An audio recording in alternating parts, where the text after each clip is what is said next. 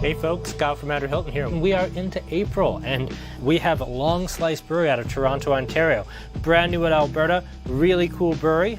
This is the brainchild of brothers John and Jimmy Pete. They started this in 2014. Their website is wild, their social media is wild.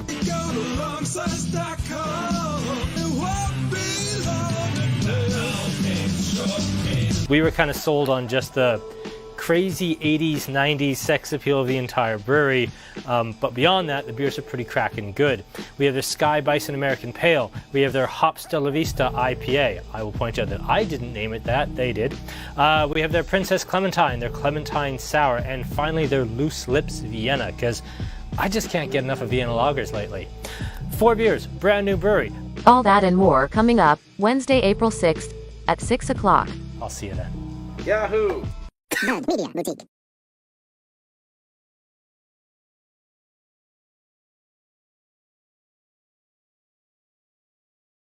Hey everyone, Kyle with Andrew Hilton Morning Spirits here. Welcome to our brewery tasting on Longslice Brewing. This has been a bit of a fun ride. It's been a bit of a start. Not because we're really behind, actually because we're so ahead. We've been doing silly things like playing Sloan songs and talking about nonsense. But we're going to talk a little bit about Longslice here. Now, we've had some Toronto breweries focused on before. We've talked about Brodock Brewing, of course. We had an entire feature on Godspeed Brewing. Both of these guys are also out of Toronto. How were those camera angles there, Sky? How did that go well for you? Good. Amazing. We're off to a good start. So let's go right into what we're going to be tasting tonight. We're going to be doing the Vienna, followed by the APA, then the Hopsta Vista IPA, a really unique IPA, and then finally the Tang, the Princess Clementine Sour, which tastes exactly like Tang, but we'll get to that. So, Longslice Brewing, first made in 2014 by Jimmy and John Pete, two brothers who got started brewing in their basement. They have quietly been brewing. They started out with doing a little bit of satellite brewing. They eventually got their own space. They then merged with a sports bar kind of mini chain out of Toronto and opened a space called the Aviary, where they have kind of a sports bar / craft brewery in Toronto's Canary District. I've never been to Toronto, don't know the first thing about their districts, but I'm just reading off a card for that one. So, that's some history. Let's talk a little bit about the beer in our glass here. This is the Loose Lips Vienna, and if I seem a little bit out of practice, it's because I haven't done one of these in a couple of weeks. The brewery that defines your golf game. Nice, Greg.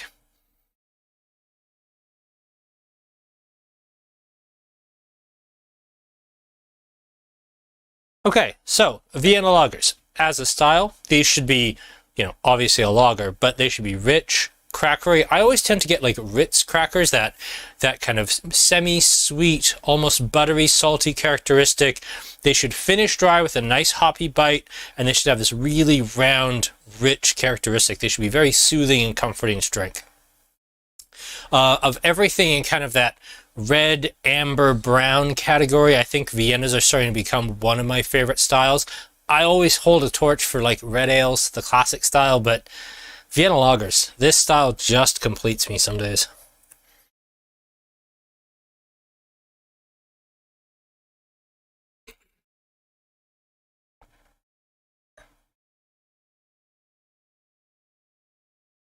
In the mouth, this is right on. But for me, at least, I'd want a little more twist to hops right at the back. I'd want just a touch more bitterness on this one.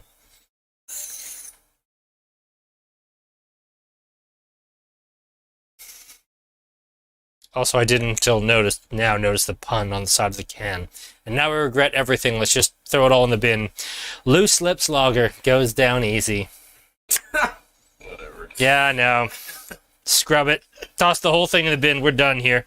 No, that's actually pretty good. I like the aroma. I think the aroma is very strong. It's got nice crackeriness. It's got a little tiny bit of fruit from the lager yeast. There's some really nice round, like red, delicious apple sweetness on the nose.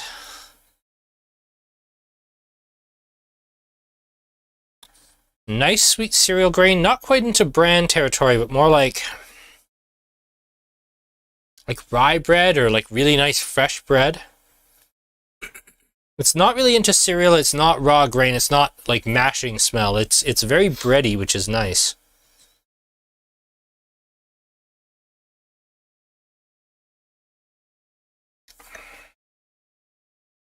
And the mouthfeel, yeah, it's got that ideal Vienna weight for kind of a warm, surprisingly warm early April afternoon, evening.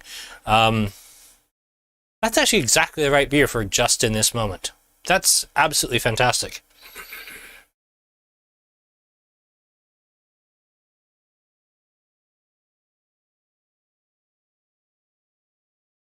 Now, we're not going to dive too deep into the Vienna lager history because we've done it a bunch of times before. But broadly speaking, this is a style of lagers, again, as you might suggest, out of Vienna, that to a point predates our Pilsners, predates our Helles. This was a style of beer that it's a little bit darker because malting characteristics, getting that very, very pale malted barley, only came out after the invention of coked coal in the mid-1800s, late 1800s. This style of beer, you know, the barley would have been very carefully roasted, but it would still have been over, if not an open fire, it would have been a much dirtier kiln. So you would always have ended up with kind of an amber gold color. This was a step on the road to ending up with true pale malt, which gave us Helles, which gave us Pilsner, which gave us, you know, Americanized traditional lager. Vienna is kind of the first step down that road, and I like the higher degree of caramelization on it because you get more richness. This is very much a shoulder season sort of beer. It's spring, it's fall. I never want Vienna in winter. I never really want it in summer, but spring and fall, it's just perfect.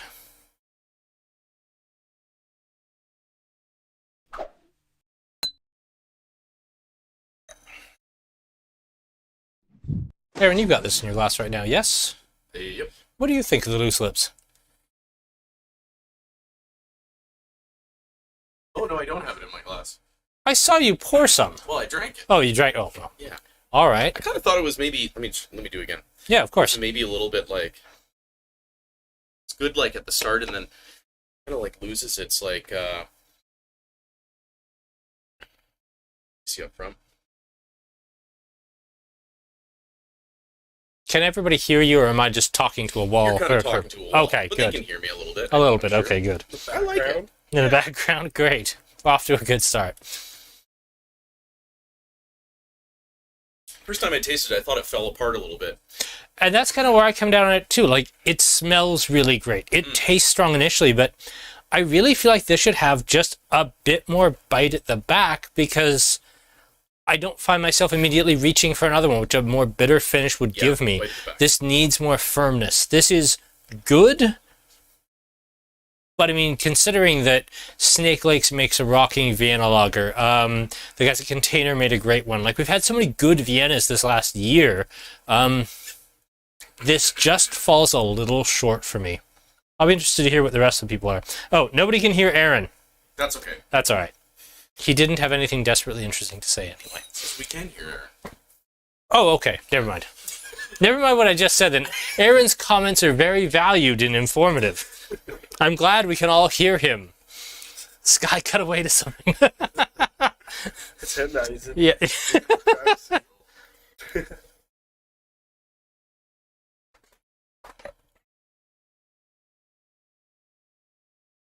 Yeah, I mean, this is fine.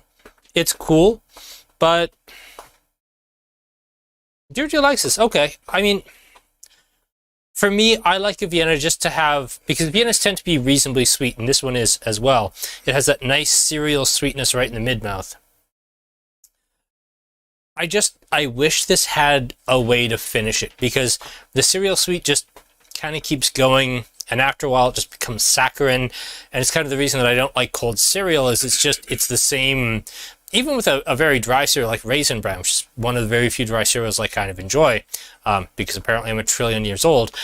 I don't like the fact that even with Raisin Bran, that sweetness just builds up in your mouth as the enzymes in your mouth start converting all those complex starches into simple sugars, and you start getting that kind of lingering sweetness that just sticks around. For me, this never has that last sting in the tail, that last bite that says, this sip is over, go on to the next. And this is, not uniquely a problem to beer.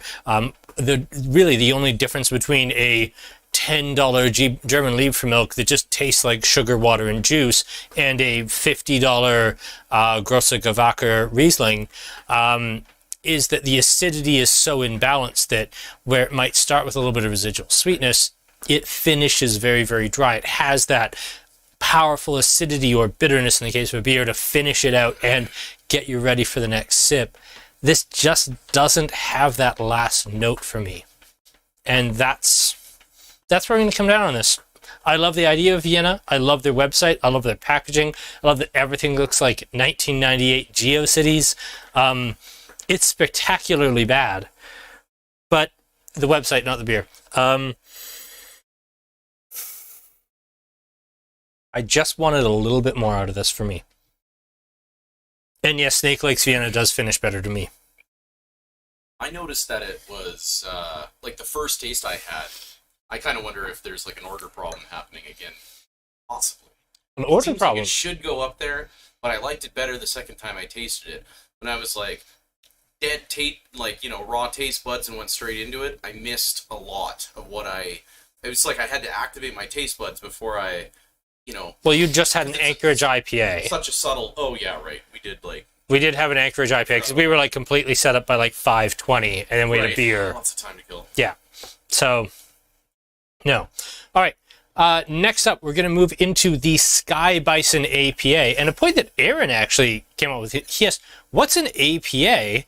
And I didn't think of this, but when was the last time you saw a beer labeled as an APA? Now, at one point, it was ubiquitous. Like an APA was Sierra Nevada Pale Ale. It was so many like classic beers like what was Lagunitas's? New Dogtown was their pale ale. Like this was a style, American pale, to differentiate it from like English style bitters, to say it wasn't an IPA, to say it wasn't like an English pale ale. It was a real big deal for the American brewers in like the late 90s through kind of the early 2010s, kind of a 12, 14 year period there. This was a big deal. But now people ask the question, well, what's an APA?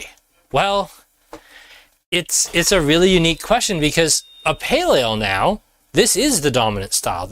We don't think of a pale ale as being, an English bitter with more alcohol anymore. We now think of a pale ale as being at least the Sierra Nevada, and maybe it's a hazy pale like, Super Saturation or Night Gallery or whatever. But very often, this is the reference sort of style. And when Aaron asks, like, what's an APA? I think I've been in the business too long because I was surprised by the question, and it really started this thought process in my brain that a pale ale now, like, when it says, oh, it's a pale ale, my first reference beer that pops in my head is still like Granville Island Pale Ale from when I was like 20 in 2002. And it was like a very, very dark pale ale, which to a point it still is, but it's a very English style pale ale. And to me, there's still very much a difference between an APA and a pale ale, because APAs are lighter, they're more kind of West Coast. They're like Russian River style, like Row 2 Hill 56 or Blind Pig.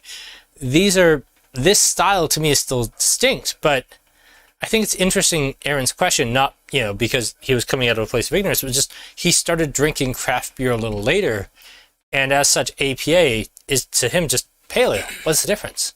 I thought that was fascinating. That might have been very boring for some of you. It was really interesting for me. The can's also, it's like a Ghibli reference. Well, of course, it's Ghibli, no, it's not a Ghibli reference. Huh? No, it's Avatar: The Last Airbender. It's a Sky Bison. Airbender, right? Fine. Jesus, Aaron. It's Sky Bison. Yeah. Yeah. I've never watched it. Oh, well, I have a little bit, but A little bit.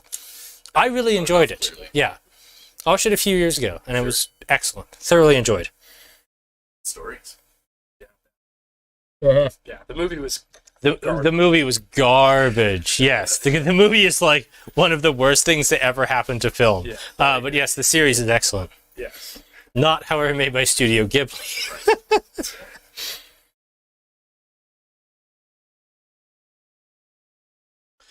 So the beer itself. Sky. I think Craig's quite right with tropical hops and light body. I'd like some Sky.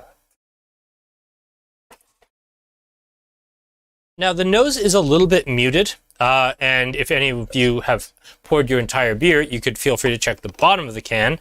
Still some of mine. Let me just solve that problem. The brewed on dates for these. Now, to be clear, when I ordered these had just gotten to Alberta. So this is a little bit of AleSmith all over again. 2021, October 25th. So these are 6 months old. Now, they weren't 6 months in Alberta, but they did get here a little, let's say a little past their prime. I don't think that's so much of a problem with the Vienna. It's also brewed a little bit later. But it's maybe why this beer is perhaps not as sparkling as I'd like. And of course, I didn't know the brewed on dates when I'd ordered the beer, and by the time I got here, it was, the Wednesday before we were going to do the tasting and to so I was kind of limited in my options once it got here.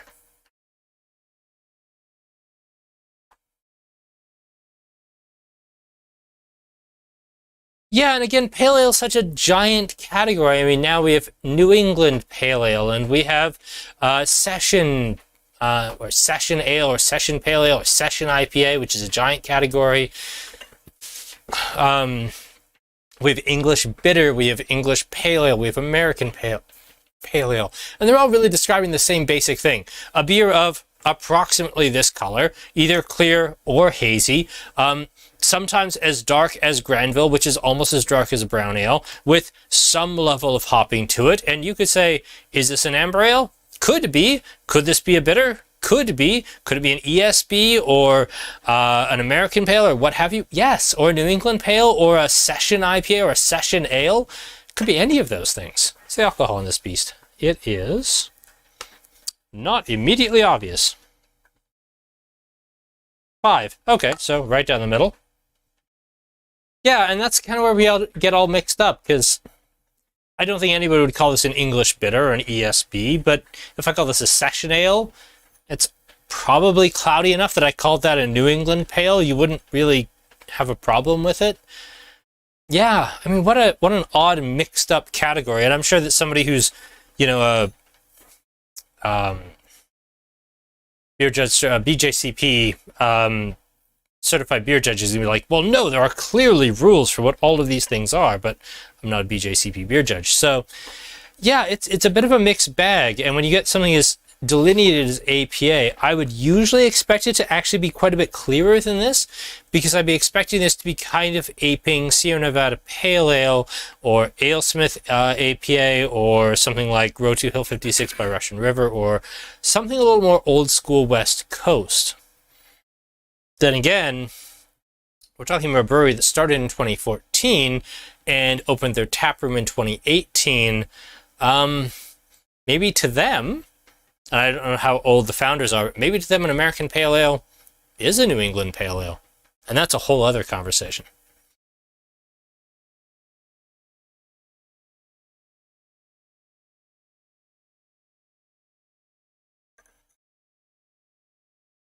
Bit watery, Kevin says. Wouldn't say watery. I mean, it's 5%. Let's be fair. Like, this is 5%. So's Canadian. So's Kokanee. So are a lot of other, like, really crap beers. I don't think that this is watery. I just think a lot of the New England pales that we drink which are kind of 6, maybe 6.2, they just feel bigger. They also tend to have a high wheat concentration to them, or high 5-8%, but it adds a lot of body. This doesn't feel watery to me. This feels a little bit of a throwback to those West Coast pale ales, but it is oddly cloudy, and I wonder why. And yes, those other APAs, to me, an APA comes out of like Anchor Steam, Anchor Liberty Ale, Sierra Nevada Pale Ale, Lagunitas, Russian River, Bear Republic, all these really classic West Coast breweries. I did actually wear my Russian River shirt for a reason, purely because it was beer tasting day. It's it's a style that to me screams West Coast. APA to me starts with like Sierra Nevada Pale, and then it spreads out from there throughout Northern California, and then into Oregon, into Washington, and then slowly south to like San Diego. And it's very much a West Coast style.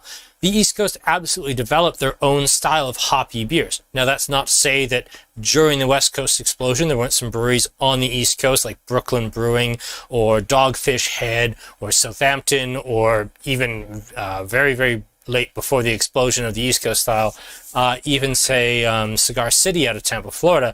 There's not to say there weren't East Coast breweries that did this West Coast style, but it wasn't theirs. They developed kind of the New England IPA, and that was the East Coast IPA style.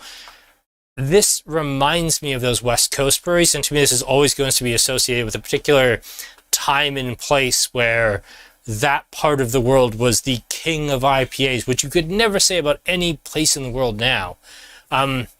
I can remember a time, when I had an onion tied to my belt, and when, sours came from Belgium and IPAs came from the West Coast of the United States, and the world made sense, darn it, and a movie was a nickel and all sorts of things. But now it's really hard to say that, does New England still own New England IPAs? I mean, not here. Has there ever been sold in Alberta a New England Pale Ale from the Northeast United States? Even one? Ever? I can't think of one, and I own a store. All of our New England Pales come within however far here to Edmonton away is, and most of them here to Calgary.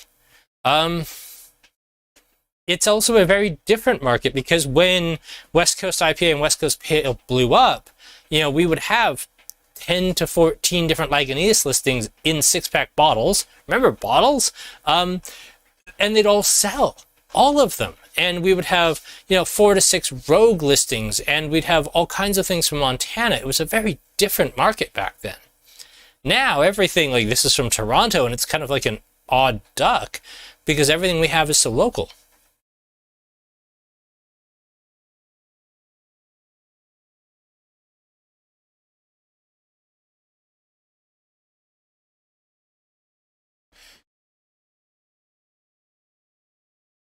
Sorry, that was a bit of a rant. Yeah. Got on a bit of one there. Yep. You like it?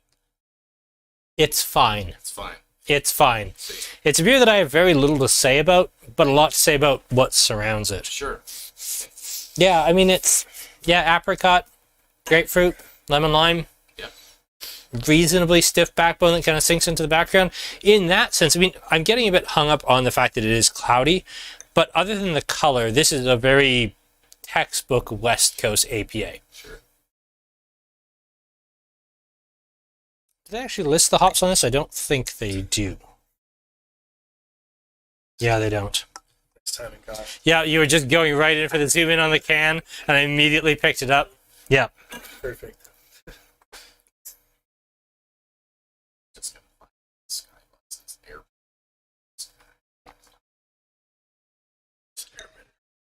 Okay, actually, I just realized it's Sky Bison APA, and the name of the Sky Bison last editor is Apa.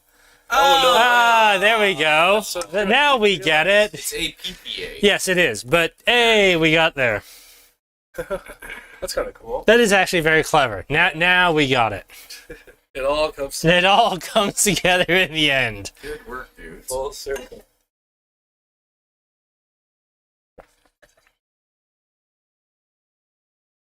Sky, but Would you heard that Longslice is going for a commercial entry style market? I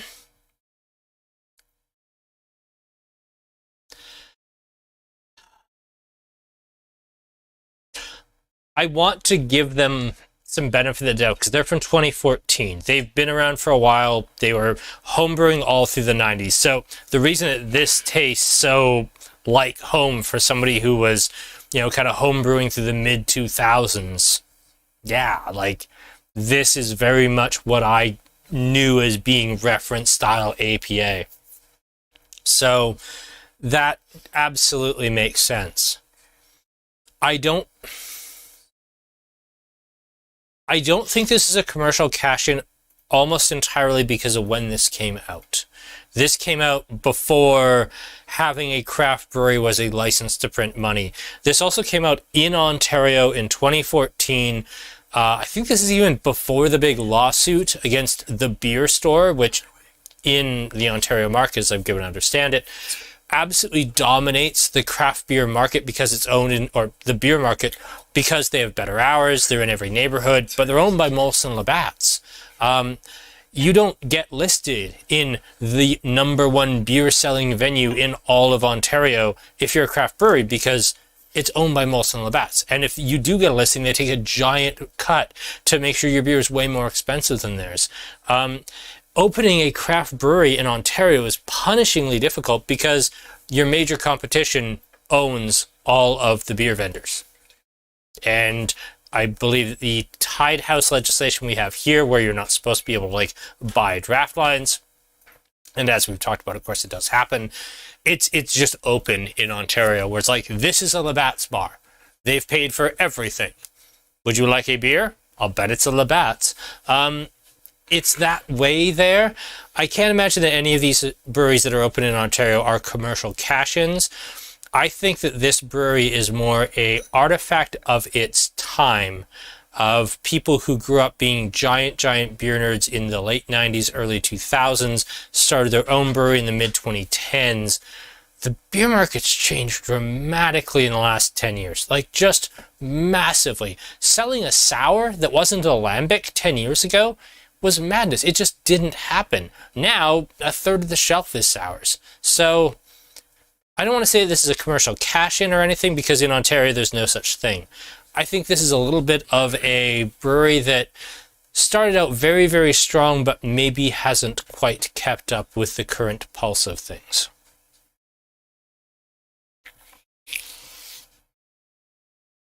And steam whistle also kills in that market. Yeah, I don't think it's conservative taste so much as old-fashioned tastes. And I realize those are kind of synonyms for the same thing, but I would say conservative taste would say, conservative taste would be Cooley Brew. They started a new brewery and they were afraid to do any beer that had flavor.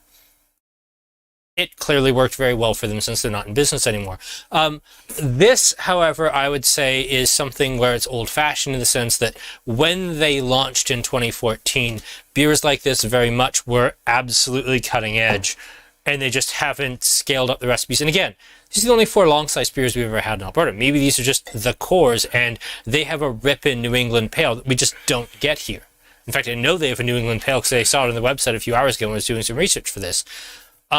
I think that this is just the beers we get here, and while I'm maybe not like super sold on these so far, although I think there's nothing wrong with the Sky Bison, I would be careful to damn them based on when they were founded and the fact that these are the only four beers in the market. Yes, and they are absolutely at the OLCB stores. Yes, they are. But the beer store, which is a different thing, tends to have longer hours, tends to be in more neighborhoods. They don't so much stock these.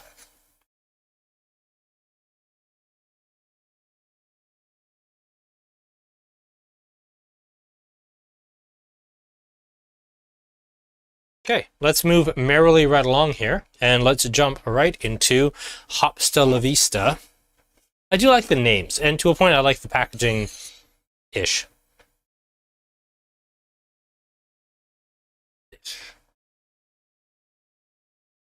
What's happening with Cooley Brew? I don't know anymore. I mean, the rumor mill churns every day on that bloody thing. I don't know. So far as I know, the last I heard, it's still owned by the same group who are continuing to still shop for a buyer, or like an angel investor who will allow them to reopen, and they're just leasing out the tap room on like a 2 to 3 year lease sort of thing, and they have an operator in there running a bar out of it. It's just leased. There's no affiliation with the old brewery group, and that's the last I heard. If anyone associated with Cooley Brewing is watching, I still have 3 empty kegs that I'd like my keg deposits back for, so I want my $90 and you can have your kegs back. But no, I don't know what's going on there. It's been a long, weird road for those folks. No, I'm not going to get in trouble. I knew some things back when that I couldn't talk about, but now that everything's kind of gone defunct, everything's now kind of settled, there's really no... There are definitely a few things I can't talk about, but they're very obvious about what they are. Cooley Brew as a functional brewery is dead. I don't think anybody is eagerly anticipating the relaunch of the Cooley Brewery in any form with the same packaging, logos, whatever. I know that they've been openly for sale looking for a buyer for some time. It's been reasonably public in like the liquor circles, although quiet publicly. I know they're looking for someone to step in and either take over even on a leasing basis and brew. The big hurdle for that is just how big the brewery is.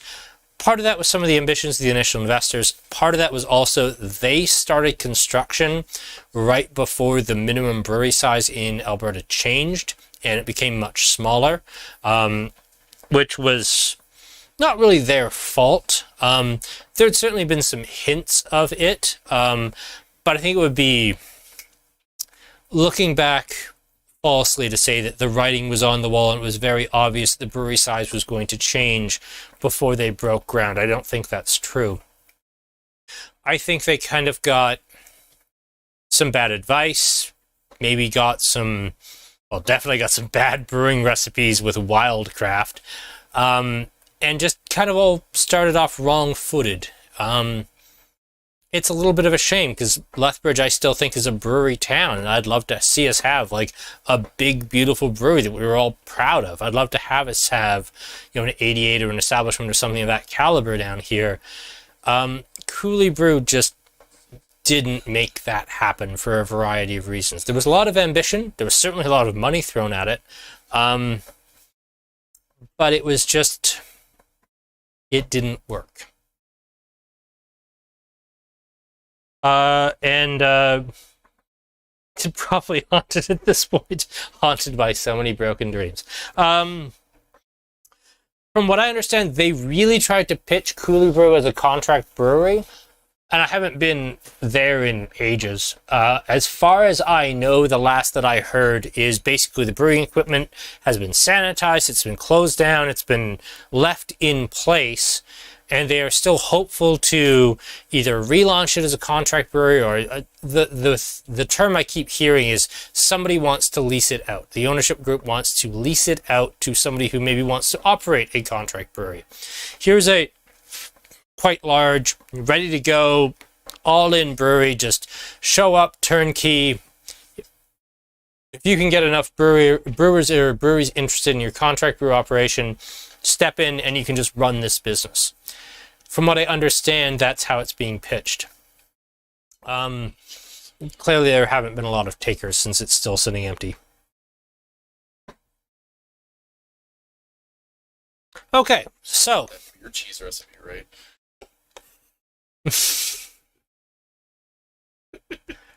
you know, I really liked that weird flaming beer cheese. I thought it was all right. Yeah. You know, it's funny. I really liked Cooley on like the launch day. I still have some pictures in my phone of like the whole Andrew Hilton staff at the time, like out. Yeah, we all did. And I will always defend that launch day IPA before the board of directors came in and said it was too hoppy and it was too expensive to make and and it got focus grouped and board of directors to death. And it sucked every day thereafter. But that launch day IPA was whipping good. Cool, yeah. And yes, by the end, I was way too drunk to make that judgment because I had that volcano beer cheese nacho platter that was so good. And like we were out all night. But at the start, I will still say that IPA right out of the tank, like to the table, was absolutely whipping good. Cool. They really did have something. It just, for whatever reason, they couldn't pull it off.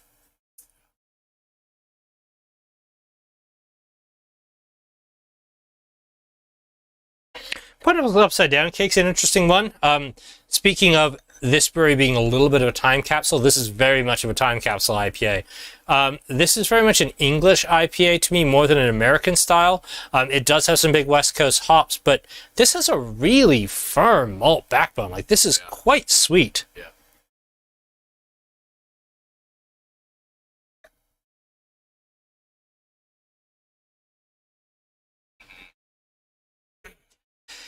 And yeah, I'd love to see a Lethbridge brewery with more pedestrian accessibility. I actually quite like what Theoretically has there. I mean, they're down in kind of the old warehouse district. You know, if you lived on the south side or certain parts of the north side, it would be quite walkable. But yeah, I mean, what's walkable in a 21st century city where everything's designed around the automobile? I mean, walkability is kind of not a thing.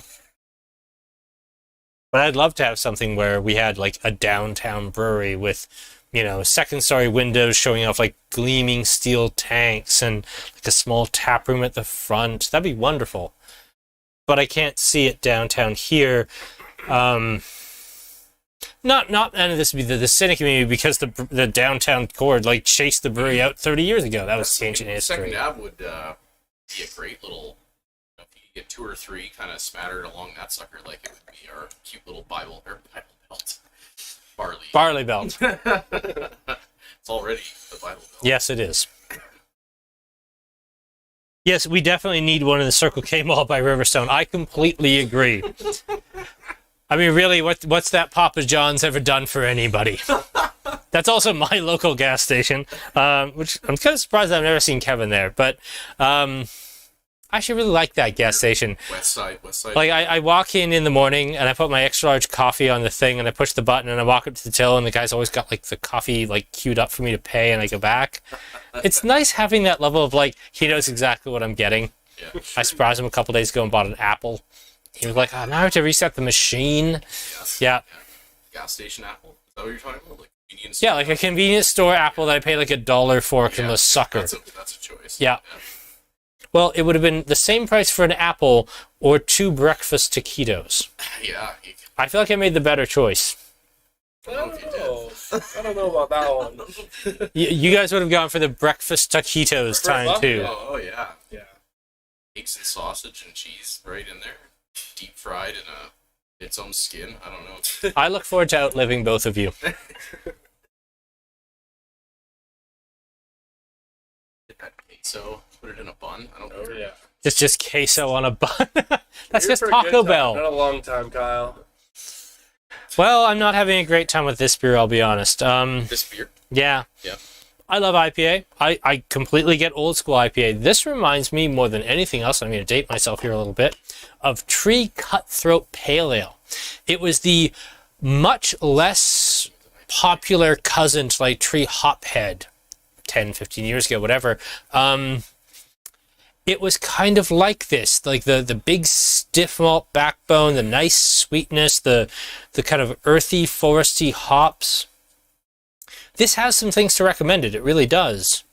But it's not the style of IPA, 1, that sells, and 2, that I really drink anymore. It's... Weird take on it. It's not a... Way too hoppy.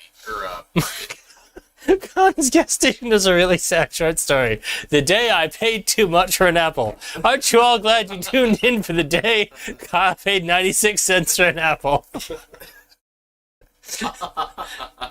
Yep. And Cutthroat did have good labels. It had a fish on it.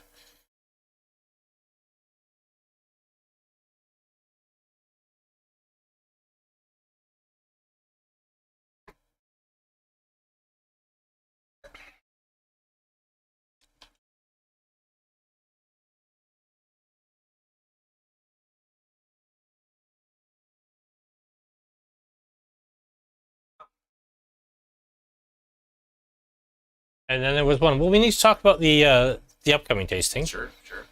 How do you feel about doing that, Aaron? The upcoming tasting? Yeah.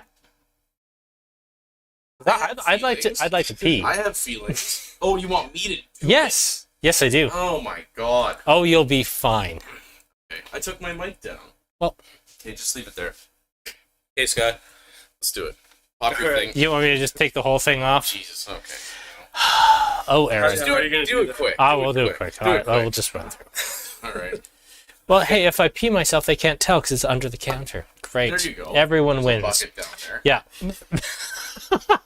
Yeah, Mike yells at me if I pour beer in the bucket, Aaron. How's he going to feel about that? All right, so, anyway. Next week, we have Well, we've ruined it now. April sours bring May flowers, which is what Aaron insisted I call it. Unbelievable. I did. Yes, you did. So we have 4 sours. We have Sure-Footed, which is by Cabin. This is their Sea Buckthorn and Orange Zest Goza. We have the Dark Plum Sour by 88, which I think is really interesting and is called True Romance. I didn't remember because it's a terrible name. And then finally we have Make Waves, which is a pineapple, passion fruit. I really fucked this up in the promo. Pineapple, passion fruit, and kiwi sour, and I really, really like. And then finally, we have the brand new Imperial Sour by Blind Men. This is the Master Fade. This is made with tangerine, apricot, and they say coriander, but I feel like coriander is kind of an odd choice. I'm kind of hoping it's cilantro because I think that'd actually be prettier. Yeah, can an entire episode be a blooper? This has pretty much been one.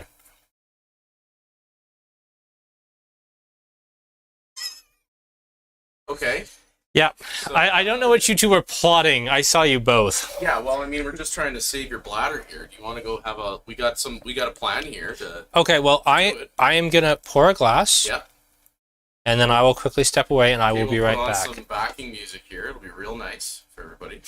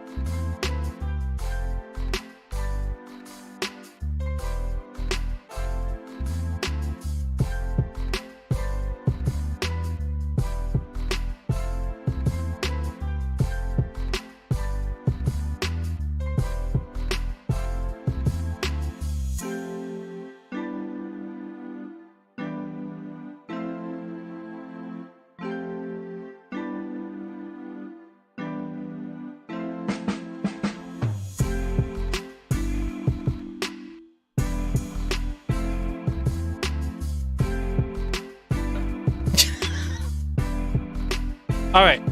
Pretty sure coriander and cilantro are the same thing. One is the root, one is the leaves, and they taste very different from each other.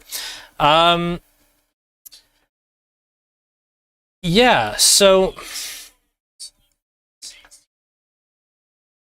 Now, for those of you who were here for our great Tang versus Beet versus Orange drink debate of a few weeks ago, this beer is going to taste very familiar because I stuck my nose in this and tasted it and immediately said, well, this is McDonald's orange drink.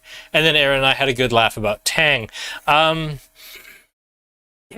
Anybody else getting like McDonald's orange drink or Tang or some other like powdered fruit juice off of this like immediately and powerfully?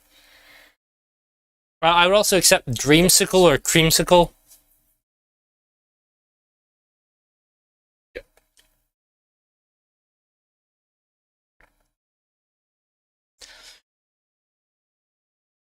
But I don't know if you're ever you're kind of like ever making the decision between cola, purple stuff, or this. Yeah, this is your Sunny D. Wow. Yeah. Powdered fruit juice. Yep. That's right on the money. Really is, isn't it? Like it's really on the nose for like Tang. It's all right.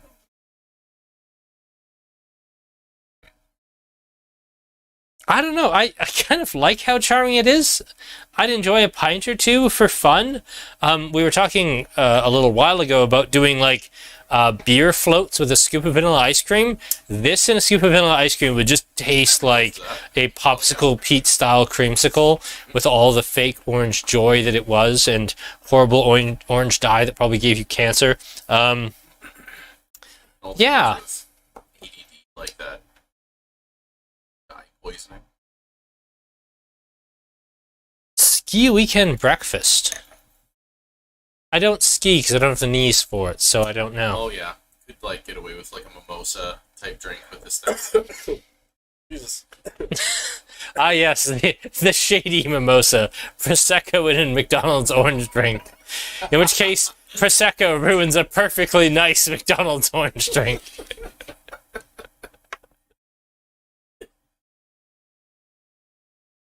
It's like your mom tried to stretch some tang. Not even commenting on that. Absolutely. It's true though. Yeah, the nose really is like straight on Sunny D orange drink or tang or whatever. Yeah, it's what it is. You know what we're gonna struggle with here? Finding a top 4. Right. Because there's nothing here I really like am over the top about. I mean, 4's in the right spot. 1 for me. No, actually, my bottom is going to be the IPA. I don't like that. Oh, yeah. Even as an artifact, I don't like it. I think it's actually going to go Avatar: The Last Airbender, McDonald's orange drink, Vienna lager, and whatever that's still trying to be. Not a fan. Not going to bring these in. I only brought in 1 flat of each just for the tasting. If you're really excited about these and really want them in your life, please order them by the case because I'm not putting them on the shelf. Can we rank last week's instead? Last week we tasted nothing, which wins. Sorry, that was so mean. That's the real word. I'm cueing music. Yeah, that was Craig's doing 2-1-4-3. I can't argue that. Yep. Any hints for beer tasting number 100? What are we on, Aaron? 94? 95? I don't have a clue. Let's see here. 94. 94. I thought it was Yeah, 94. looks like Yeah. 94. I know next week is going to be this sour tasting, which is going to be vastly better in terms of beer than this. The week after is going to be an IPA tasting. Right now, so there is an IPA in the store. Won't say which one yet because I don't want to spoil anything. 18. Yeah. So, not that that means anything, but that's how far we are out from 100. So Yeah. Okay. Nice. I wonder. better do some pondering. We'll have to do some pondering. Put your comments in the... I also realized I think May 18th, my wife has another eye surgery thing. Oh, jeez. So we might have to push it a week. Well, I'm not letting Craig and Eric do bloody beer tasting 100. Why? Oh, Because it's my baby. It's my 100. It's my thing. It's my 100. 100's a big one. I know. What about wine tastings? Do you have anything else coming up? We do have some wine tastings coming up. We're going to start doing them in person again, but with our filmed in front of a live studio audience thing. Cool. I am up to my ass in year end right now, but Year year end. Your end. Not urine, Aaron. Get your mind out of the gutter. Jesus. Sorry, it's... Said it. Look, just because I have a slight lisp, you don't get to make fun of me.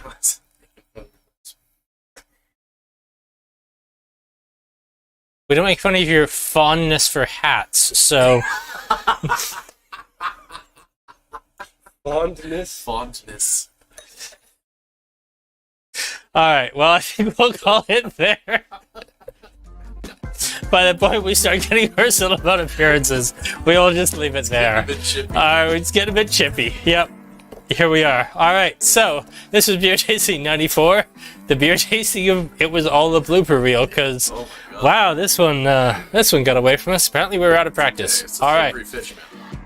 Well, it was a slippery fish in a brewery that their website is a lot better than their beer. So here we are. How would we go check out their website? Yeah, do go check out their website. You will enjoy it much more than this. Unless you very much enjoy Tang.